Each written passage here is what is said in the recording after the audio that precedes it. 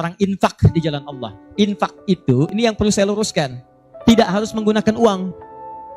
Infak itu pemberian bersifat materi. Makanan itu infak, pakaian itu infak, buah-buahan itu infak. Silahkan berbagi, walaupun gak ada uang, bisa kita gunakan dengan yang lain. Cek, kalau antum main ke Auckland, ke New Zealand, ya, di situ ada donation itu bukan cuma dengan uang, food. Kadang mereka kasih dengan makanan. Ada yang nyimpen ciki, kotaknya di situ. Di kotak infak itu, kotak dalamnya ada ciki, ada beras, dan macam-macam. Sampingnya ada yang uang. Cuman mesti dilihat dulu bagaimana bentuk kotaknya. Ya, kalau kotaknya belahan kecil, itu pasti uang, bukan beras. Oh, ini beras nih, dibuka dulu karungnya, diginikan. Tidak, bukan. Silakan bebas. Ya, dan itu nilainya tinggi. Kadang-kadang antum lupa di majelis ilmu ada snacknya, walaupun cuma kurma dapat 2, bagi 1 dengan teman. Air misalnya tidak harus semua oleh antum. Bagi, begitu antum bagi langsung dituliskan 700 kali lipat paling minimal. Demi Allah saya katakan paling minimal 700 kali lipat. Makanya zaman Nabi itu ada satu keluarga yang berlomba tuh mendekatkan diri pada infak walaupun dirinya kekurangan. Agak aneh tuh cara berpikirnya. Ya, jadi kalau dibandingkan manusia sekarang nggak dapat tuh, nggak dapat.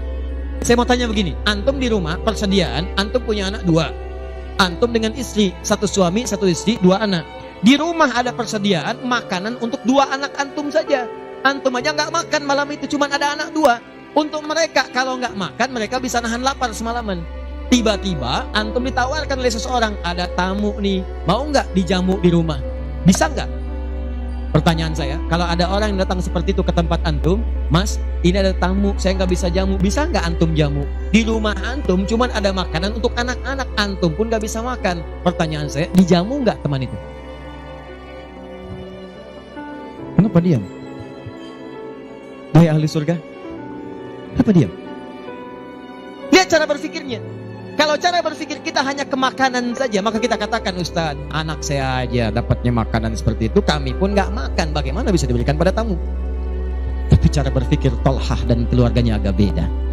Begitu Nabi katakan ada tamu, kita datang langsung angkat tangan, duluan ngangkat, padahal yang lain banyak yang punya banyak makanan. Tapi cara berpikirnya, kapan lagi saya dapat 700 lebih? Kapan lagi saya dapat? Diangkat langsung tangannya. Ya Rasulullah, saya. Sebelum yang lain ngangkat, angkat tangannya.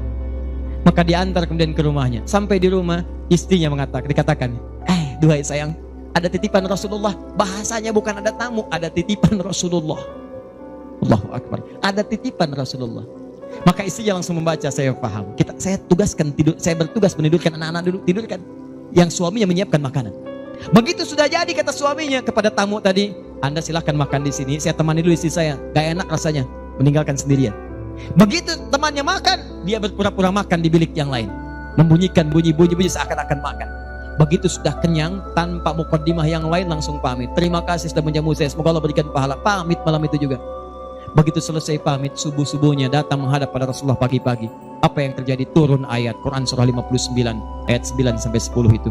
Walladzina tabawwa'ud dar, sampai ke kalimat wa yu'thiruna ala anfusihim walau kana bihim khasasah.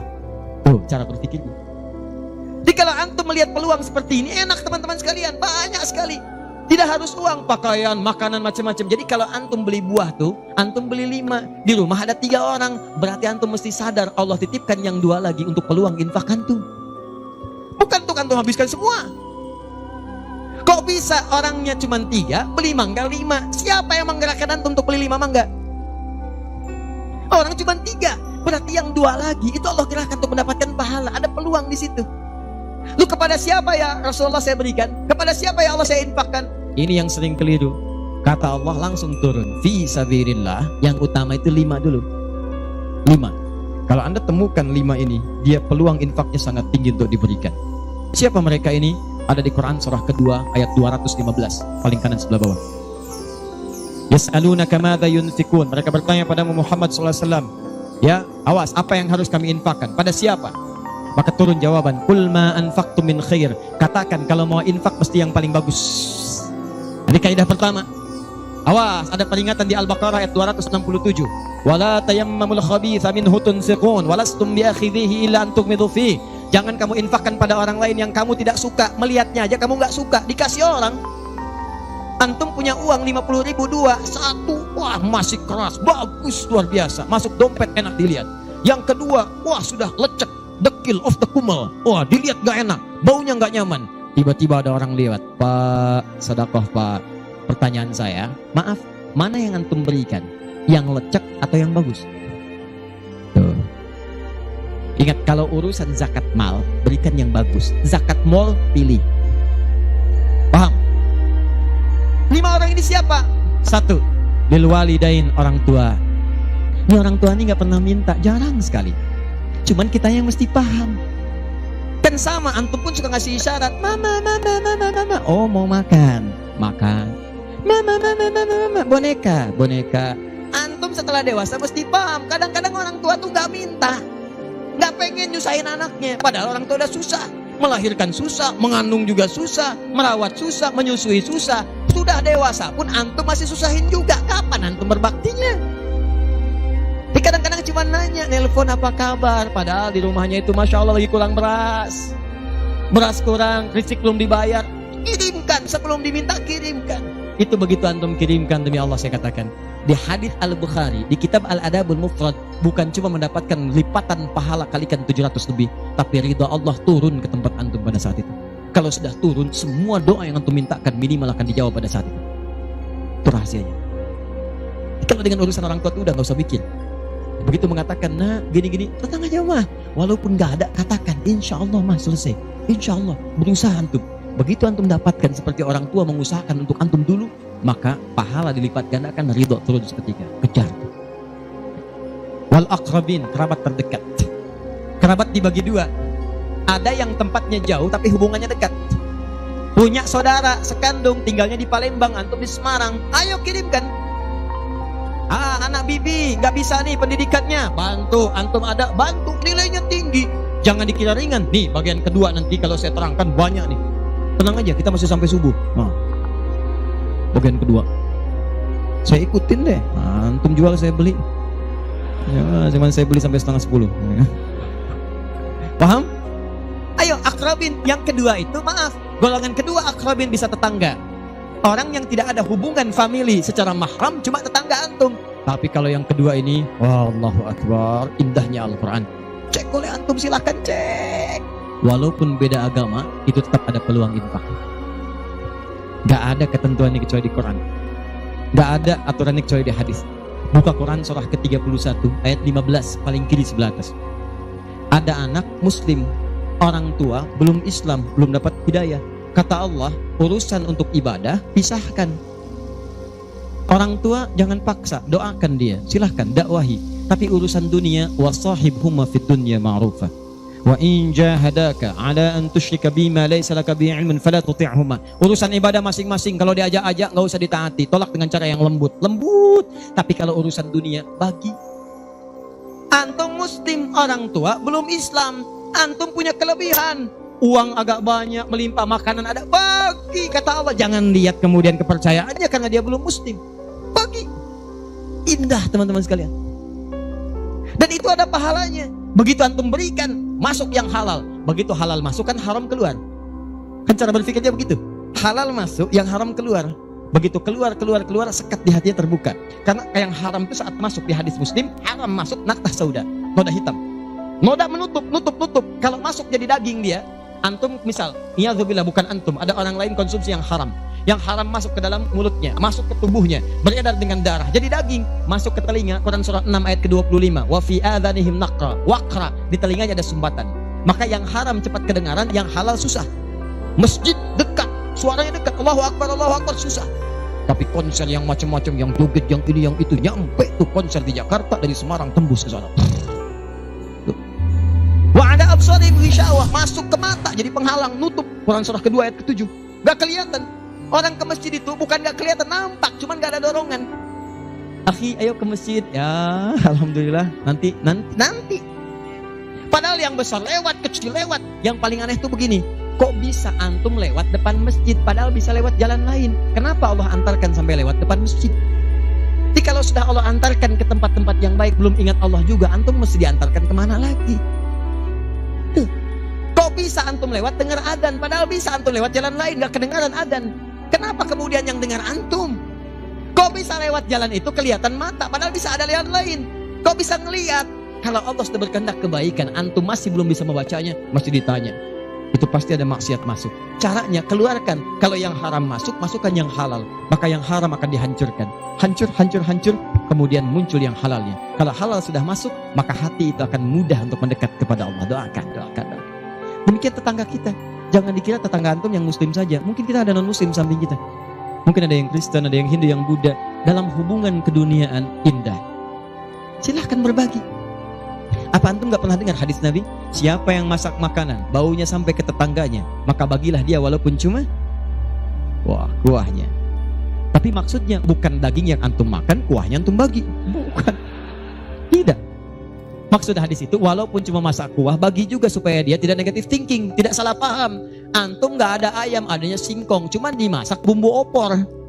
Bumbunya opor, tapi dagingnya singkong. Dimasak gak antum bagi, tetangga bilang, oh masak opor enak nih, padahal singkong. Dibagi walaupun cuma kuahnya. Tapi pertanyaan saya, apakah hadis itu mengatakan kalau tetangga anda muslim saja? Tidak. Never. Walaupun dia non muslim, masak, bagikan. Sebelum dia menghirup baunya, ketuk pintunya. Begitu diketuk dia keluar. Ada apa pak? Ini ada makanan, walaupun sedikit, mudah-mudahan bisa bermanfaat. Bapak baik sekali, terima kasih. Bukan baik, Allah yang memerintahkan saya untuk berbagi. Dan saat itulah kalimat Allah mengalir di hati yang paling bening, menghunjam ke jiwanya. Masuk jadi hidayah. Masya Allah, besok-besok dia ketuk pintu kan, Assalamualaikum. Udah bisa Assalamualaikum tuh. Sebelumnya tidak. Begitu dibuka sambil mengembalikan yang kemarin, ya panci yang kemarin dikembalikan. Pak, ini apakah Allah sudah memerintahkan berbagi lagi hari ini? Oh, lumayan. Gak ada aturan kalau bukan non muslim jangan bagi. Gak ada, indah dalam Islam itu. Jadi walaupun anda kasih ke yang non muslim, pahala dituliskan. Jadi jangan pilih-pilih kalau urusan dunia. Anda masak di samping Islam, sampingnya lagi Kristen, sampingnya lagi kemudian muslim, non muslim. Bagi yang muslimnya, yang non muslim tidak. Begitu dia ngelihat kelewatan, dipanggil anda, Pak, kayaknya enak makanannya ya. Memang enak bu, cuman sayang ibu kafir. Oh, gak begitu. Gak ada. Jadi bagi teman-teman, silahkan. Dan pahalanya ada, indah. Cuman di kita tuh, coba lihat aturan-aturan. Antum bang aja deh, kita fikirnya kumpulin lagi. Bab tumbuhan, sekarang kan lagi musim rambutan ya. Rambutan. Tuh, antum di pekarangan ada rambutan, tumbuh. Pohon rambutan, pekarangan antum. Cuman sayang buahnya ke tetangga antum. Terus ke sini. Maka dalam kaidah fikih disebutkan hakun mushtarak. Ini hak bersama antara antum dengan tetangga. Kenapa? Karena antum keluar rumah kelihatan cuman pohonnya, dia keluar rumah kelihatan buahnya. Dan yang paling menarik, dia udah lihat buah, daunnya jatuh ke bawah. Dan kadang buah jatuh ke sini, membuat dia kesulitan. Awas, jangan sampai dia cuma ketiban sampahnya saja, antum kedapatan buahnya. Naik ke pohon rambutan, nggak boleh. Apa yang harus antum lakukan? Datangi dia, ketuk rumahnya, sampaikan, Pak, maaf, saya cuma mau ngasih tahu, itu ada pohon rambutan. Iya, saya juga tahu, punya bapak kan? Bukan, itu memang pohon saya, cuma buahnya merambat ke tempat bapak. Terus, itu hak kita bersama. Bapak nggak usah minta, begitu inginkan ambil aja, silahkan dapatkan. Aturan dari mana itu? Ini Rasul saya yang mengajari, Nabi Muhammad SAW. Bapak keluar lihat buahnya, saya keluar cuma lihat pohonnya. Kalau bapak pengen ambil aja. Wah hebatnya Islam, terima kasih pak. Insya Allah, udah insya Allah tuh. Ya. Nanti saya ambil, ya pergi tuh, ambilin. Dan kita senang lihatnya, begitu diambil pahala. Setiap satu buah 700 pahala. Setiap satu buah 700. Masya Allah, luar biasa. Dan dia kan gak paham fikih, belum masuk Islam. Besoknya ayam antum main ke tempat dia, ayam. Dia kira hukum ayam sama dengan rambutan.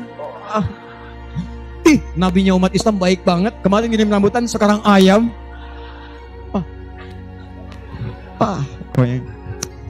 Mungkin ayam itu akan menggendong antum ke surga ya? Infak tuh. Nah pertanyaan saya, antum punya agenda berapa untuk infak tuh? Coba lihat, kadang-kadang kan ada anak yatim samping. Gak usah terpikir banyak uang. Pakaian, buka tuh pakaian antum, masuk ke kamar, buka. Begitu dibuka, berapa banyak koleksi pakaian antum? Coba cuma pesen satu aja. Mohon maaf ya, maaf sekali, jangan sampai ada pakaian walaupun sehelai itu yang belum pernah dipakai ibadah. Usahakan setiap yang kita gunakan jadi saksi di akhirat bahwa dia pernah dipakai ibadah, karena semua akan bicara. Tuh lihat kaos, bagian dalam, celana, bagian luar, cek lagi semua. Dan kalau sudah itu antum pakai, ada yang lain gak kepake, bukan gak kepake. Boleh jadi itu dititipkan oleh Allah kepada antum untuk menjadi pahala antum dengan itu.